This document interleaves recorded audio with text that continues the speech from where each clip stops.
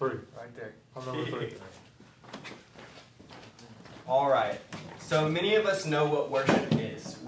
A lot of us in this room grew up in church. We grew up watching other people worship God, whether it was on stage or in their daily life with how they lived their lives as an example of God.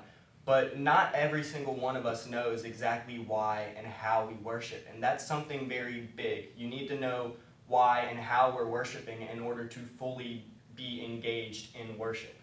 Romans 11:36 says, "For everything comes from him and exists by his power and is intended for his glory." This verse is all the evidence I need to know that we were created by God, for God, to worship him. That is why we were made. And with that being said, we're going to go ahead and jump into the topic, why do we worship? Well, first I'd like to say we worship God because of who God is. God is loving, he's compassionate, he cares about us, he's sacrificed himself for us. So because of the person God is, because of God's character, we show him worship and we show him love. Tozer said in his video, or in his book, if God is who he says he is, and if we are the believing people of God we claim to be, we must worship him. We worship to get closer to God, because as Christians, we crave that relationship with him. We want to get to know him more. And we worship because we were created for that purpose. Going back to the verse I just said, that's why God made us. And he didn't create us to worship him because he wants all this amount of attention and he wants our attention just because he's so great. That's not why he calls us to worship. Instead, God calls us to worship because he knows that we become what we worship. For example, if you worship money, you're going to become greedy. If you worship relationships, you'll become lustful. If you worship yourself, you'll become self-centered and selfish. So in the same way, if you worship God, you'll become more God-like. If you walk your life in his footsteps, worshiping him, you'll be more like him. And that's why God calls us to worship him. Worship is a gift that he's given to all of us for that reason. We worship to fight our spiritual battles in our lives. Worship is a weapon that God's given us in the spiritual realm, because as Christians, we're constantly being attacked by the enemy. Whether it's left, right, up, down, doesn't matter. He's coming for you straight center, because he hates anything that loves God and anything that God loves. So of course he's going to target us. But God gave us worship as a weapon to start and fight this battle. We will win any battle that we go through using worship as our weapon. Now with that being said, we can talk about how do we worship outside of church in our day-to-day lives.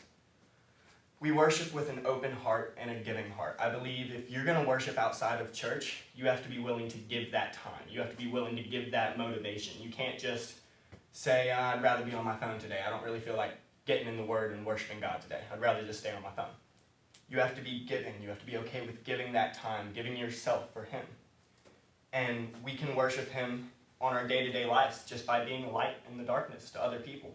Sometimes it only takes a little bit of light to brighten the darkness in someone else's life. You may think your light doesn't matter and it's best to just keep it suppressed until you're at church on a Sunday morning, but I'm telling you that's not what God calls us to do. We worship by spreading the gospel of Jesus and expanding the kingdom. That's what God calls us to do, because he loves all of us and he wants all of us, and we love everyone, so we want to see their face in heaven again.